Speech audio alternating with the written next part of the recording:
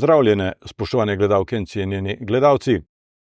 Pred tednom dni je v Idriji nenadoma zbolelo okoli 300 otrok in tudi nekaj 10 učiteljev. Več podrobnosti o tem primeru nam bo znal povedati zdravnik, strokovni vodja zdravstvenega doma Idrija in specialist, pediater Miloš Simov, ki ga prav lepo pozdravljam v našem studiu. Dobrodošli. Hvala, bilo. Sedaj se je stanje umirilo, povejte nam, za kakšne probleme je pravzaprav šlo? Namreč prejšnji teden, sredino tedna, smo najprej dobili morebiti nekoliko več klicev strani staršev o zbolelih s prebavnimi težavami, v smislu trebušne viroze, tako se popularno imenujejo gastroenteritisi, se pravi okužbe povzročene z virusi, s prebavnimi virusi. In potem se je to naslednji dan eskaliralo, v tem smislu, da je bilo veliko primerov s podobnimi težavami in smo takrat bliže sigurni, da gre za eno manjšo epidemijo, za en izbruh prebavne viroze v osnovni šoli Idrija. Se pravi, manjkalo je kar okrog 300 otrok, ne? Tako, ja, učilnice niso bile prazne samo za tretjino otrok, ampak jih je bilo samo par v razredih, kar je v tem trenutku izgledalo tako zaskrbljujoče, kar se tiče števila zbolelih v nekem kratkem časovnem obdobju. Vendarle smo nekoliko bili bolj pomirjeni, ker niti par pacientov nismo imeli ves ta čas v smislu kakšnih komplikacij ali težjega poteka okužb. Se pravi, govorimo pa o driski, o prebavnih težavah, o bruhanju in bolečinah ter krčih v prebavilih. Tako, v bistvu prebavne viroze oziroma okužbe povzročene s prebavnimi virusi se večinoma kažejo z bruhanjem, drisko, bolečinami v trebuhu, zelo redko, sicer predvsem, ko se gre recimo za kakšne prebavne bakterije, bi lahko bila tudi prisotna vročina, prav tako pri virusih, pri bakterijah malo pogosteje. Prisotni so lahko tudi druge težave in simptomi, ampak preobvladujejo težave prizadetosti prebavil. V tem primeru smo zaznali, da je večina primerov, v grobem čez 80%, imelo težave v smislu bruhanja. Zelo eksploziven začetek samega poteka te okužbe, 2 epizodi podaljšanega bruhanja, potem pa pri manjšem procentu se je pojavila tudi driska. Nekatere je bolelo v trebuhu, vročine naj ne bi imel nobeden ali pa niso to omenili ali pa je bila zelo kratkotrajna.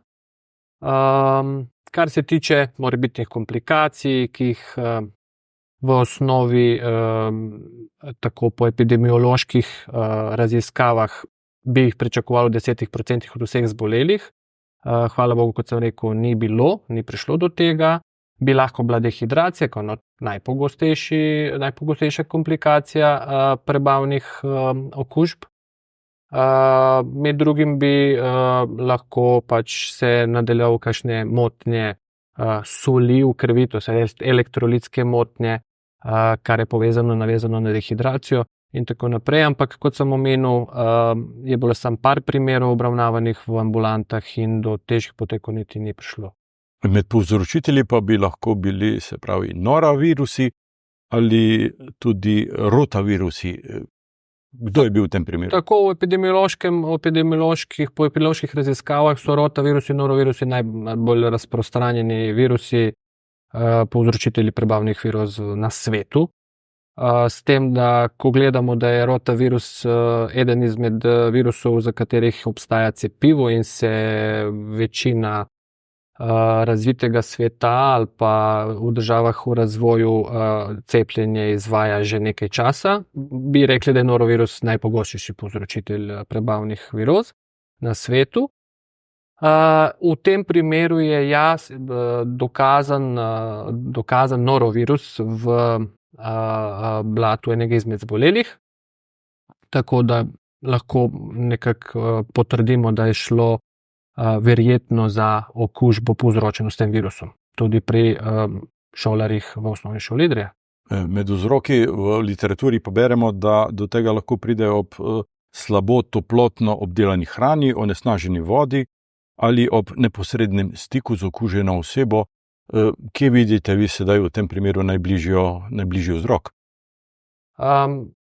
Na tem mestu bi rekel, da je zelo nehvaležno v bistvu karkoli ocenjevati ali v tem konkretnem primeru, ker načeloma ob definiciji oziroma ob ugotovitvi izbruha v kakšni ustanovi je naprej odgovoren za razglasitev epidemije in za zagon vseh nadaljnjih ukrepov in protokolov obravnave, načeloma tudi z našo asistenco, ampak predvsem organizacija v osnovni šoli Idrija, recimo, bi potekala pod nadzorom epidemiologa. In načeloma epidemiološko testiranje in epidemiološke raziskave se pač potem sprovedejo po njegovih vzpostavljenih protokolih. V tem primeru je spet, hvala Bogu, za to zmanjkalo časa. Epidemiolog je bil obveščen v četrtek, naložil je, da se čim prej vzame vzorec blata ali izbruhanine se redko pač vzame, kar smo mi naredili s tem, da šele v ponedeljek, ko je vsega bilo že konec oziroma je precej manjše število zbolelih, zdaj mi ne dobivamo več klice, da bi karkoli bilo. Beležimo pa nekaj primerov zdaj pri odraslih, predvidevam pri starših otrok, ki so bili bolni in katere so pač starši negovali od času, ko so bili zelo kužni. Tako da tukaj pridemo do morebitnih načinov prenosa virusa. Najbolj pogost način je fekalno-oralni. Se pravi, to pomeni, da v usta pride onesnažen vzrok. Ali je hrana, ali je voda, ali je pač del telesa, ponovadi so roke, ki so umazane z kužnino, kar je lahko tudi nenazadnje slina, v kateri se med bruhanjem lahko pač ostanejo virusi, v tem primeru virusi, no. Tesen stik pomeni, da ob negovanju, predvsem pri samem aktu bruhanja, se tudi naredijo aerosoli, katere so kužne. V tem konkretnem primeru pri norovirusih stoji, da je kužno zelo majhno število partiklov virusa, ki so pač odločilni za nastanek okužbe, tako da on spada med viruse, ki so zelo, zelo kužni. Tako da skoraj da ne obstaja možnost, da če ne bi bil zraven, ne bi bil tudi okužen. S tem, da moram povedati, da smo že prvi resen dan te naše mini epidemije, se pravi v četrtek, obvestili in šole in vrtce. S tem, da v vrtcih ne vem, če je bil sploh kakšen primer bruhanja in driske. Kaj vse moramo narediti, da bi preprečili daljše širjenje. In med drugim izgleda, da so tudi doma starši, ker so vsi dobili maile s tem istim sporočilom, tudi tako ukrepali doma v svojem bivalnem okolju.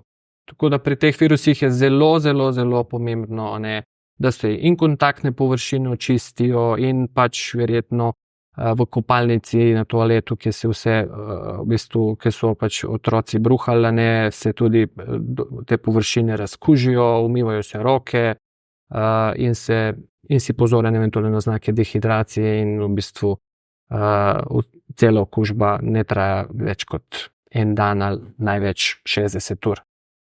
Omenili ste možnost, da bi se okužba širila z vodo. Strani komunale smo dobili tukaj dokumentacijo o analizi vode, ki so jo opravili strokovnjaki Nacionalnega laboratorija za zdravje, okolje in hrano, prav v vodovodu v vrtcu in v osnovni šoli. Vi boste znali nam razložiti te podatke. Mislim, da iz tega izhaja, da voda ni bila onesnažena. Ali kako? Tako je, pač mikrobiološki parametri, sicer pač sem le parkrat videl podoben dokument, namreč se ocenjuje kvaliteta vode, a ne kvantitativno se ocenjuje, če so sploh prisotne, v kateri količini bakterije. Tukaj piše, da pač pri teh testiranih temperaturah ni detektiranih koliformnih bakterij, pa Escherichia coli, pač tudi drugih morebitnih vzrokov pač okužbe.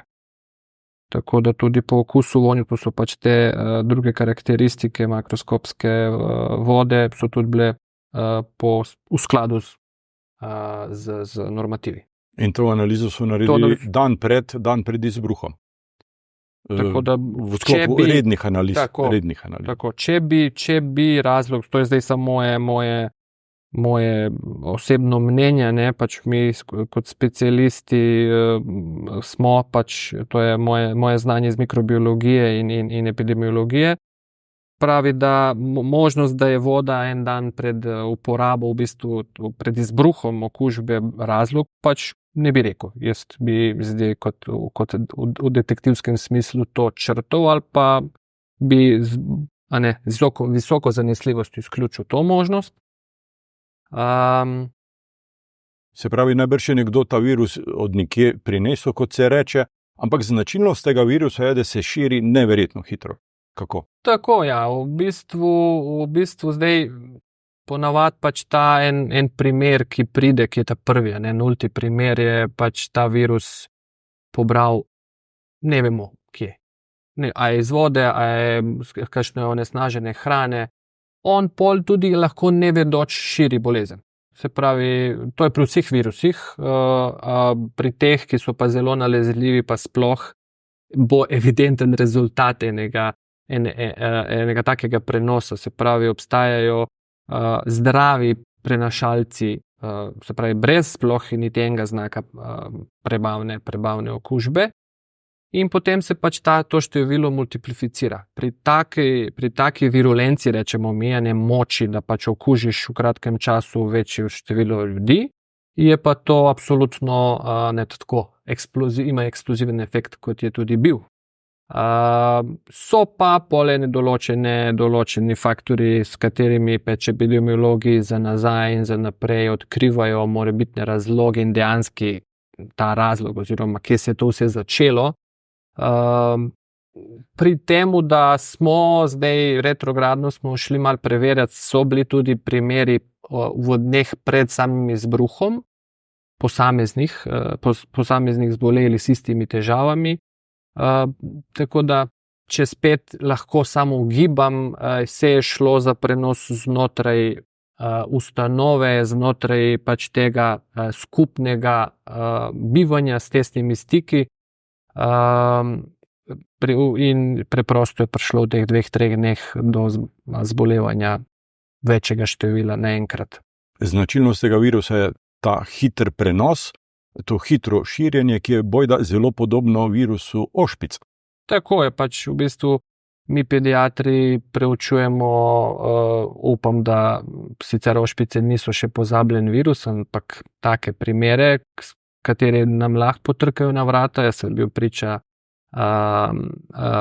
enemu kontaktu z ošpicami pred 10 leti v prostorih ambulante za medicinsko pomoč v Idriji. In takrat smo prenovili znanje o ošpicah, ki so znane kot pač prenos je med drugim tudi ta kapljični in aerogeni. In v bistvu tudi zelo kratka prisotnost osebe brez določene zaščite in brez ventilacije, oziroma brez odprte ventilacije, se pravi pretoka zraka, je možnost okužbe visoka, zelo visoka. Tudi po zelo kratkem stiku. Sedaj je ta bolezen v osnovni šoli je izzvenela, tako da težav ni več. Lahko rečemo, k sreči se ni prenesla v domu upokojencev. Tako, mislim, kakor sem spremljal pač izbruhe podobnih virusov v Sloveniji, so večinoma zabeleženi izbruhi v ustanovah, kot so bolnišnice, domovi upokojencev in druge podobne varovalne ustanove. in v kateri so pač nastanjeni, bomo rekli, ne samo starejše populacije, med njimi je seveda tudi veliko kronično bolnih.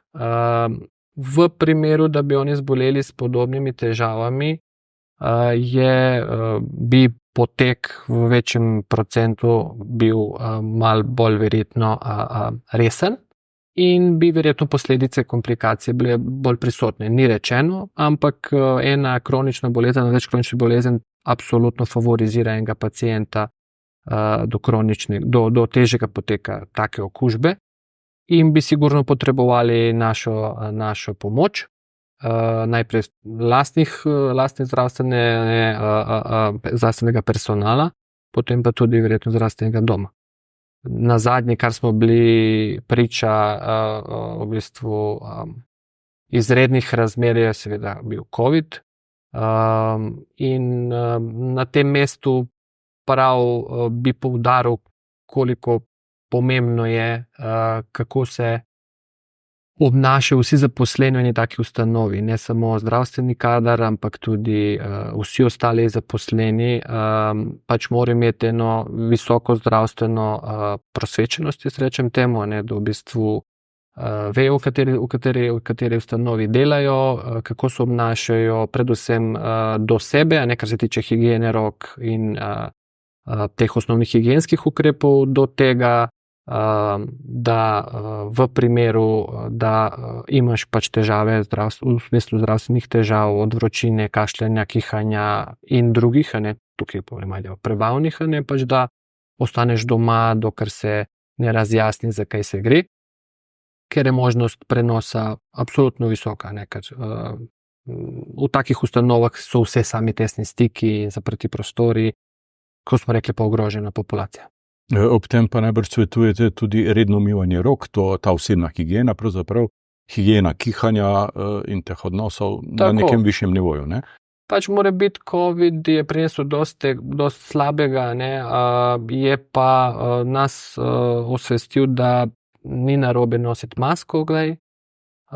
Higiena rok je pač absolutno nekaj, kar si moramo vsak dan privoščiti pri obdelavi vseh materialov v službi in doma in tako naprej. To je osnova. Zmanjša se zanesljivo možnost prenosa ne samo prebavnih virusov, ampak tudi drugih virusov. Drugi ukrep je pa obnašanje vsakega posameznika do svojih zdravstvenih težav, kot sem rekel, predvsem teh akutnih. Tudi virusi se širijo tudi potem, ko ni več znakov bolezni. Recimo v tem konkretnem primeru norovirus je še kakšen dan v zanesljivo velikem številu prisoten v blatu.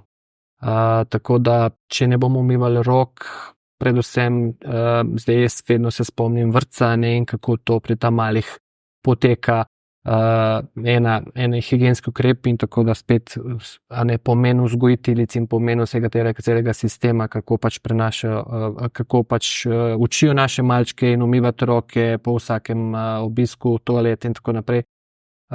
Čem reči, da pač ti ukrepi so zelo pomembni in vsak treba poskrbeti za svoje delovno okolje in za higieno, osnovno higieno, predvsem higieno rok. V primeru prisotnosti kašlja in drugih znakov, se pravi nošenje maske, tudi par dni potem, ko prideš v službo, potem, ko nimaš recimo več vročine. V tem smislu. Smo na pragu zime, pravzaprav jesen je tukaj. Ti nasveti bi sodili tudi, bi rekel, v ta letni čas, ne? Absolutno. Če si ne želimo zdaj precejšnjega absentizma v službah ali pa dodatnih komplikacij zaradi našega, bi rekli, neprimernega obnašanja do spet teh stvari, ki smo govorili, ne, je potrebno vsakič, ko si bolan, pač ostati doma, saj en dan, dva, v tem smislu se zaščiti populacija, ki je s tabo v tesnem stiku.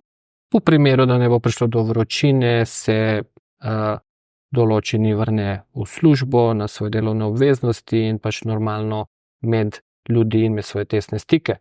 Tako da prav tako ali se pa v primeru poslabšanje stanja, pač oglasi pri svojem izbranem zdravniku oziroma pač v zdravstveni dom in se naprej vodi ta njegov primer. Tako da ja, preventive ni odveč. Nikoli. Tako. Emil Simov, zdravnik specialist pediatrije, strokovni vodja zdravstvenega doma Idrija. Hvala lepa za te vaše nasvete, za ta pogovor in za obisk v našem studiu. Hvala vam za povabilo še enkrat. Vam, spoštovani gledalke in cenjeni gledalci, pa hvala za pozornost in seveda srečno.